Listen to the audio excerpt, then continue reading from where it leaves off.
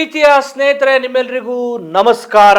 ನಾನು KJ ಹಳ್ಳಿ ಸುರೇಶ್. ದೇಶದಲ್ಲಿ ಏನಾಗ್ತಾ ಇದೆ, ಯುವಜನತೆಯ ಆಕ್ರೋಶದ ಕಟ್ಟೆ ಹೊಡೆದು ಯುವಜನರ ಸಿಟ್ಟು ದಗ ದಗ ದಗದ ದಗ ದಗ ದಗ ಅಂತ ದಹಿಸ್ತಾ ಇದೆ.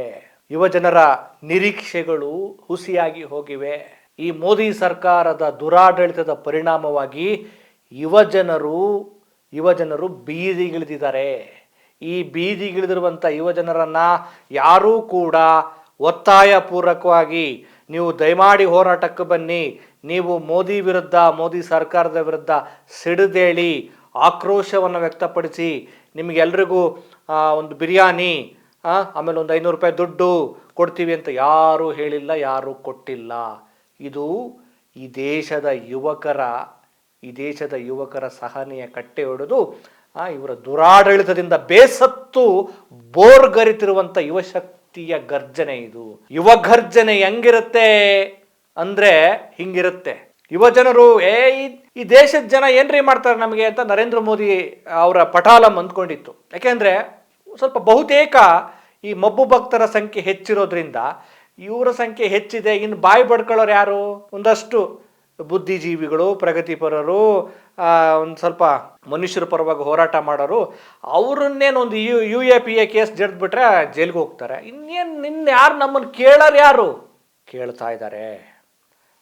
ಇದಿರುತ್ತಲ್ಲ, ಏನು KGF ಸಿನಿಮಾದಲ್ಲಿ ಒಂದು ಡೈಲಾಗ್ ಇದೆಯಲ್ಲ, ಗಾಯಗೊಂಡಿರುವ ಸಿಂಹದ ಉಸಿರು ಅದರ ಘರ್ಜನೆಗಿಂತಲೂ ಭೀಕರವಾಗಿರುತ್ತೆ ಅಂತ. ಈಗ ಯುವಕರ ನಿಟ್ಟುಸಿರಿನ ಗರ್ಜನೆ ಅಕ್ಷರಶಃ ನರೇಂದ್ರ ಮೋದಿ ಬಿಲಸೇರಂಗಾಗಿದೆ. ಈಗ ನಮ್ಮ ದೇಶದ ಪ್ರಧಾನಿ ನರೇಂದ್ರ ಮೋದಿ ಅವರು ಸ್ಟೇಟ್ಮೆಂಟ್ ಕೊಡ್ತಾರೆ. ಏನು ಸ್ಟೇಟ್ಮೆಂಟ್ ಕೊಡ್ತಾರೆ ಗೊತ್ತಾ? ನಾವು ತ್ವರಿತ ನ್ಯಾಯಾಲಯ ಮಾಡ್ತೇವೆ, ನಾವು ಫಾಸ್ಟ್ ಟ್ರ್ಯಾಕ್ ಕೋರ್ಟನ್ನು ಸ್ಥಾಪನೆ ಮಾಡಿಬಿಡ್ತೇವೆ. ಯಾವ ಕಾರಣಕ್ಕೆ? ಈ ನೀಟ್ ಎಕ್ಸಾಮಲ್ಲಿ ಯಾರೆಲ್ಲ ಆರೋಪಿಗಳಿದ್ದಾರೆ, ಅಪರಾಧಿಗಳು ಯಾರಿದ್ದಾರೆ, ಯಾರು ತಪ್ಪಿತಸ್ಥರಿದ್ದಾರೆ, ಅವ್ರನ್ನೆಲ್ಲ ಜೈಲಿಗೆ ಕಳಿಸೋದಕ್ಕೋಸ್ಕರ ನಾವು ತ್ವರಿತ ನ್ಯಾಯಾಲಯ ಮಾಡ್ತೇವೆ. ಸ್ವಾಮಿ, ನೀವು ಇನ್ನೂ ಭಾಳ ಹಳೆ ಕಾಲದಲ್ಲಿದ್ದೀರಿ. ಯುವಕರು ಈಗಾಗಲೇ ನಿಮ್ಮ ಪೀಠವನ್ನು ಅಲ್ಲಾಡಿಸೋದಕ್ಕೆ ತ್ವರಿತವಾಗಿ ನುಗ್ಗುತ್ತಾ ಇದ್ದಾರೆ. ಅದು ಗೊತ್ತಿದೆಯಾ ನಿಮಗೆ? ಎಷ್ಟು ಚೆನ್ನಾಗಿ ಆಕ್ಟಿಂಗ್ ಮಾಡ್ತಿರ್ರಿ ನರೇಂದ್ರ ಮೋದಿ ಅವರೇ. ನೀವು ಈ ದೇಶದ ಪ್ರಧಾನಿ, ನಿಮ್ಮ ಈ ಸ್ಟೇಟ್ಮೆಂಟ್ಗೋಸ್ಕರ ನಮ್ಮ ಇಷ್ಟೊಂದು ಲಕ್ಷಾಂತರ ಪ್ರಮಾಣದ ಯುವಕರು ಅಲ್ಲಿ ಜಂತರ್ ಮಂತರ್ನಲ್ಲಿ ಬೀದಿಗಿಳಿಬೇಕಾಗಿತ್ತು.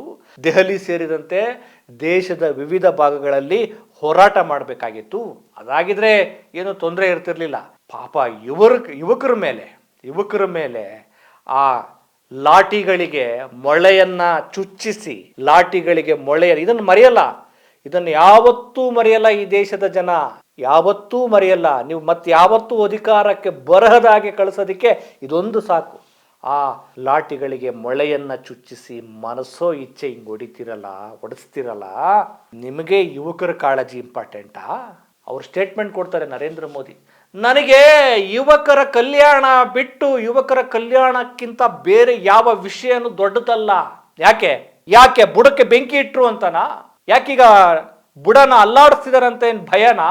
ಏನ್ರಿ ಪ್ರಧಾನಿ ನರೇಂದ್ರ ಮೋದಿ ಅವರೇ, ನೀವು BJP ಪ್ರಧಾನಿ ಅಲ್ಲ, ನೀವು ಹಿಂದೂ ಧರ್ಮದ ಪ್ರಧಾನಿ ಅಲ್ಲ, ನೀವು ಯಾವುದೋ ಧರ್ಮದ ಪ್ರಧಾನಿ ಅಲ್ಲ. ನೀವು ಈ ದೇಶದ ಪ್ರಪಂಚದಲ್ಲಿಯೇ ಅತಿ ದೊಡ್ಡ ಪ್ರಜಾಪ್ರಭುತ್ವ ದೇಶದ ಪ್ರಧಾನಿ ಅನ್ನುವಂತಹ ಮೌಲ್ಯ ಅರ್ಥ ಮಾಡ್ಕೊಂಡಿದ್ರೆ ನೀವು ಇಷ್ಟು ಪ್ರಮಾಣದಲ್ಲಿ ಹೋರಾಟ ಮಾಡೋಕ್ಕೆ ಬಿಡ್ತಾ ಇರಲಿಲ್ಲ. ಕಳೆದ 12 ವರ್ಷಗಳಲ್ಲಿ ಈ ದೇಶನ ಇಷ್ಟು ಹಾಳು ಮಾಡ್ತಾ ಇರಲಿಲ್ಲ. ಏನು ಮಾಡಿದಿರಿ ದೆಹಲಿಯಲ್ಲಿ ವಿದ್ಯಾರ್ಥಿಗಳ ಮೇಲೆ ತಲೆಗೆ ಹೊಡೆದಿದ್ದೀರಿ, ಕೈಗೆ ಹೊಡೆದಿದ್ದೀರಿ, ಮುಖಕ್ಕೆ ಹೊಡೆಸಿದಿರಿ, ಟೀಸರ್ ಗ್ಯಾಸ್ ಅನ್ನ ಸಿಡಿಸಿದಿರಿ. ಆಮೇಲೆ ಜಲಪಿರಂಗಿ, ಅದೆಲ್ಲೋ ಬಹುಶಃ ಬಿಹಾರ ಅಂತ ಕಾಣುತ್ತೆ, ಜಲಪಿರಂಗಿ ಪ್ರಯೋಗ ಮಾಡಿದಿರಿ. ವಿದ್ಯಾರ್ಥಿಗಳು ಅದಕ್ಕೆ ತಲೆ ಕೆಡಿಸ್ಕೊಳ್ದಂಗೆ ಅದರಲ್ಲೇ ಕುಣಿತಾ ಇದ್ದಾರೆ. ಪ್ರಜಾಪ್ರಭುತ್ವ ದೇಶಕ್ಕೆ ಒಬ್ಬ ದೊಡ್ಡ ಕಂಟಕ ಪ್ರಧಾನಿ ಈ ದೇಶಕ್ಕೆ ಯಾರಾದರೂ ಬಂದು ಹೋದ್ರು ಅಂತ ಅಂದ್ರೆ ಅದು ನರೇಂದ್ರ ಮೋದಿ ನೀವೇ ಆಗ್ತೀರಿ. ನಿಮ್ಮನ್ನು ಇಲ್ಲಿವರೆಗೂ ಸಹಿಸ್ಕೊಂಡ್ರು ಈ ದೇಶದ ಯುವಕರು. ಬಿಡಿ, ಮಬ್ಬು ಭಕ್ತರು, ತಟ್ಟೆ ಒಡೆಯರು, ಅವ್ರು ಏನು ಮಾಡಿದ್ರು ತಲೆ ಕೆಡಿಸ್ಕೊಳ್ಳಲ್ಲ. ಅವ್ರು ನಿಮ್ಮ ಪರವಾಗಿ ಹೊಗಳ್ತಾನೆ ಇರ್ತಾರೆ. ಆದರೆ ಜೆನ್ಜಿಗಳು ನಿಮ್ಮನ್ನು ಸಪೋರ್ಟ್ ಮಾಡಿದ್ರು, ನರೇಂದ್ರ ಮೋದಿ ನನಗೇನಾದರೂ ಮಾಡ್ತಾರೆ ಅಂತ.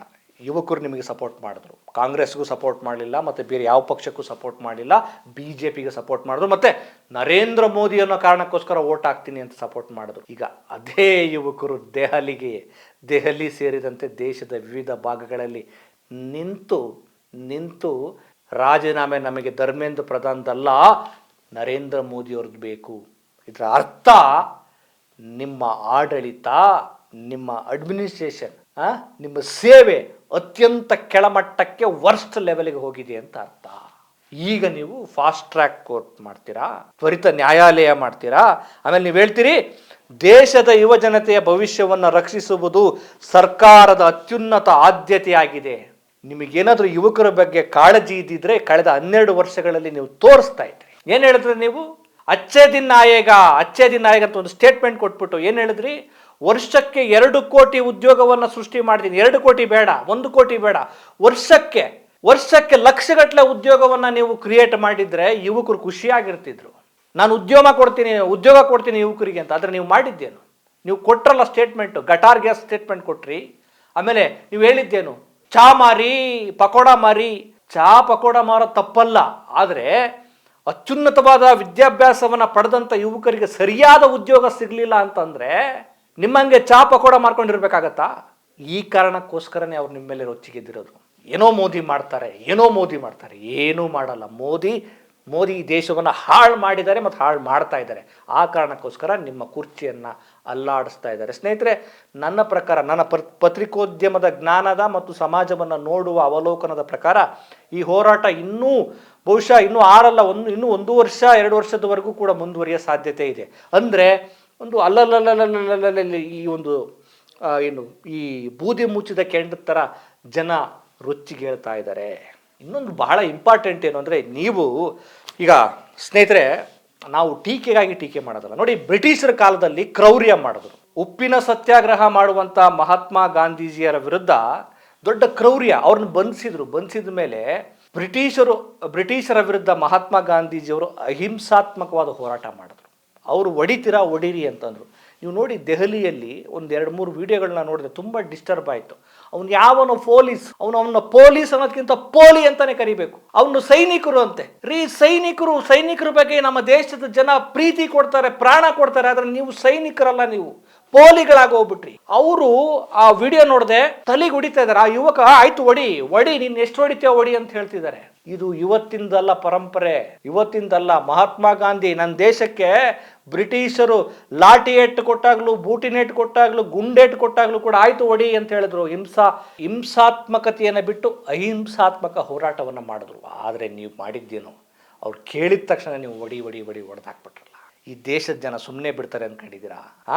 ಬ್ರಿಟಿಷರು ಅವತ್ತು ಕ್ರೌರ್ಯ ಮಾಡಿದ್ರು, ನರೇಂದ್ರ ಮೋದಿ ಆಡಳಿತ ಇವತ್ತು ಕ್ರೌರ್ಯ ಮಾಡಿದೆ. ಇಷ್ಟೆಲ್ಲ ಆಯ್ತಪ್ಪ. ನೋಡಿ, ಈ ದೇಶದ ಸಾಂವಿಧಾನಿಕ ಸಂಸ್ಥೆಗಳನ್ನು ಪರ್ಚೇಸ್ ಮಾಡಿದ್ರಿ. ಚುನಾವಣಾ ಆಯೋಗ, CBI, ಇವು ಸ್ವಾಯತ್ತ ಸಂಸ್ಥೆಗಳೆಲ್ಲರನ್ನು ಪರ್ಚೇಸ್ ಮಾಡಿ ಬಿಟ್ರಿ. ಇದೆಲ್ಲ ಆದಮೇಲೆ ಕೊನೆಗೆ ನಮಗೆ ನ್ಯಾಯಾಂಗ ವ್ಯವಸ್ಥೆ. ಇನ್ನು ಬಿಡಿ, ಮೀಡಿಯಾಗಳು ಗೊತ್ತಲ್ಲ, ಈ ಗೋಧಿ ಮೀಡಿಯಾಗಳ ಕತೆ ಗೊತ್ತಲ್ಲ. ಈಗ ನೋಡಿ, ಗೋಧಿ ಮೀಡಿಯಾಗಳೆಲ್ಲಾದರೂ ಈ ಪ್ರೊಟೆಸ್ಟ್ ಹತ್ರ ಹೋಗ್ಬಿಟ್ರೆ ಕಪಾಳಕ್ಕೆ ತೆಪ್ಪರಕ್ಕೆ ಬಿಟ್ಟು ಕಳಿಸ್ತಾ ಇದ್ದಾರೆ. ನಮ್ಮ ಕರ್ನಾಟಕದಲ್ಲೂ ಕೂಡ ಒಂದಷ್ಟು ಮೀಡಿಯಾಗಳಿಗೆ ಪಾಠ ಕಲಿಸಿದ್ರು, ಹೋಗಯ ಅಂತ. ಈಗ ದುಡ್ಡು ಕೊಡ್ತಿದ್ದಾರೆ. ಎಲ್ಲಾದರೂ ಅಪ್ಪಿತಪ್ಪಿ ಗೋಧಿ ಮೀಡಿಯಾಗಳು ಒಂದು ಎಚ್ಚರಿಕೆ, ಅಲ್ಲೆಲ್ಲ ಹೋಗ್ಬೇಡ್ರಪ್ಪ, ನಿಮಗೆ 2 ಕೆನ್ನೆಗೆ ಬಾರಿಸಿ ಕಳಿಸ್ತಾರೆ. ಮೀಡಿಯಾಗಳನ್ನು ಪರ್ಚೇಸ್ ಮಾಡಿದ್ರಿ. ಕೊನೆಗೆ ನಮ್ಮ ದೇಶದ ಜನ, ಒಬ್ಬ ನರೇಂದ್ರ ಮಿಶ್ರಾ ಅಂತ ವಕೀಲರು ಸುಪ್ರೀಂ ಕೋರ್ಟ್ನಲ್ಲಿ ಒಂದು ತುರ್ತು ಅರ್ಜಿ ಹಾಕ್ತಾರೆ. ಪ್ರತಿಭಟನಾ ನಿರತ ಯುವಕರ ಮೇಲೆ, CJP ಕಾರ್ಯಕರ್ತರ ಮೇಲೆ ಈ ಮೋದಿ ಸರ್ಕಾರದ ಪೊಲೀಸ್ ಒಂದು ಭದ್ರತಾ ಪಡೆ ಅಮಾನುಷ್ಯವಾಗಿ ಹಲ್ಲೆ ಮಾಡಿದೆ. ಇದ್ರ ಬಗ್ಗೆ ನೀವು ವಿಚಾರಣೆಯನ್ನು ನಡೆಸಿ, ಇದ್ರ ಬಗ್ಗೆ ನೀವು ಕ್ರಮವನ್ನು ತೆಗೆದುಕೊಳ್ಳಿ ಅಂತೇಳಿ ಸರ್ವೋಚ್ಚ ನ್ಯಾಯಾಲಯದ ಮುಂದೆ ಈ ಒಂದು ಅರ್ಜಿಯನ್ನು ಇಟ್ಟರೆ, ಮಾನ್ಯ ಸರ್ವೋಚ್ಚ ನ್ಯಾಯಾಲಯದ CJ ಅವ್ರು ಏನು ಹೇಳ್ತಾರೆ ಗೊತ್ತಾ? ನನಗೆ ಅವೆಲ್ಲ ಇಂಟ್ರೆಸ್ಟ್ ಇಲ್ಲ ಕಣ್ರಿ, ಆ ವಿಡಿಯೋಗಳನ್ನ ನೋಡೋಕೆ ನನಗೆ ಆಸಕ್ತಿನೂ ಇಲ್ಲ, ಟೈಮ್ ಇಲ್ಲ. ಡೋಂಟ್ ವೇಸ್ಟ್ ಮೈ ಟೈಮ್ ಮತ್ತು ಯುವರ್ ಟೈಮ್. ನನ್ನ ಟೈಮು ಮತ್ತು ನಿಮ್ಮ ಟೈಮನ್ನು ವೇಸ್ಟ್ ಮಾಡ್ಕೋಬೇಡಿ ಅಂತ. ದರೆ ಹತ್ತಿ ಉರಿದರೆ ನಿಲ್ಲಬಹುದು ಅಲ್ಲದೆ, ಒಲೆ ಹತ್ತಿ ಉರಿದಡೆ ನಿಲ್ಲಬಹುದು ಅಲ್ಲದೆ, ದರೆ ಹತ್ತಿ ಉರಿದರೆ ನಿಲ್ಲಲುಬಾರದು ಅನ್ನಂಗಾಯ್ತು. ತಾಯಿ ಮೊಲೆ ಹಾಲು ನಂಜಾದೊಡೆ ಇನ್ನಾರಿಗೆ ದೂರಲಿ ಕೂಡಲ ಸಂಗಮ ದೇವ ಅಂತ. ಎಲ್ಲ ಹೋಪು ಮುಗಿದಂಗೆ ಕೊನೆಗೆ ನ್ಯಾಯಾಲಯ ಭರವಸೆ ಕೊಡುತ್ತೆ ಅಂದರೆ, ನ್ಯಾಯಾಲಯದ ನ್ಯಾಯಮೂರ್ತಿಗಳೇ ಅದ್ರ ಬಗ್ಗೆ ನನಗೆ ಇಂಟ್ರೆಸ್ಟ್ ಇಲ್ಲ ರೀ, ಅವ್ರು ನಾನು ಅದ್ರ ಬಗ್ಗೆ ಮಾತಾಡಲ್ಲ, ನೀವು ಹೋಗಿ ಅಂತ ಹೇಳ್ತಾರಲ್ಲ, ನನ್ನ ಟೈಮ್ ವೇಸ್ಟ್ ಮಾಡಬೇಡಿ ಅಂತ ಹೇಳ್ತಾರಲ್ಲ, ನಾವಿನ್ಯಾವ ವ್ಯವಸ್ಥೆಯಲ್ಲಿದ್ದೀವಿ? ಶಿವಸುಂದರ್ ಅವರು, ಹೋರಾಟಗಾರ ಶಿವಸುಂದರ್ ಅವರು ಒಂದು ಮಾತು ಹೇಳಿದ್ದಾರೆ. ಹೌದಾ, ಹಾಗಿದ್ರೆ ನೀವು ಕೂಡ ನಮ್ಮ ತೆರಿಗೆ ಹಣದಿಂದ ನಮ್ಮ ಸಮಯವನ್ನು, ನಮ್ಮ ತೆರಿಗೆ ಹಣವನ್ನು ವೇಸ್ಟ್ ಮಾಡಬೇಡಿ, ನ್ಯಾಯಮೂರ್ತಿಗಳೇ ನೀವು ಹೋಗಿ BJP ಸೇರ್ಕೊಳ್ಳಿ ಅಂತ ಸ್ಟೇಟ್ಮೆಂಟ್ ಕೊಟ್ಟಿದ್ದಾರೆ. ಇನ್ನೇನು ಮಾಡೋಕ್ಕಾಗತ್ತೆ ಸ್ನೇಹಿತರೆ? ಈ ಯುವಕರ ಈ ಹೋರಾಟ ಇಲ್ಲಿಗೆ ನಿಲ್ಲಲ್ಲ ಮೀನ್ಸ್ ಇವರನ್ನ ಅಧಿಕಾರದಿಂದ ಕೆಳಗಿಳಿಸುವವರೆಗೂ, ಚುನಾವಣೆ ಹಂತದವರೆಗೂ ಇದು ಹೋಗುತ್ತೆ. ಇದು ಯಾವುದೇ ಉದ್ದೇಶಪೂರ್ವಕವಾದ ಹೋರಾಟ ಅಲ್ಲ, ಇದು ಯುವಕರ ಒಳಗಡೆ ಜ್ವಾಲಾಮುಖಿಯಾಗಿ ಸ್ಫೋಟಗೊಂಡಿರುವ ಹೋರಾಟ. ನಮಸ್ಕಾರ.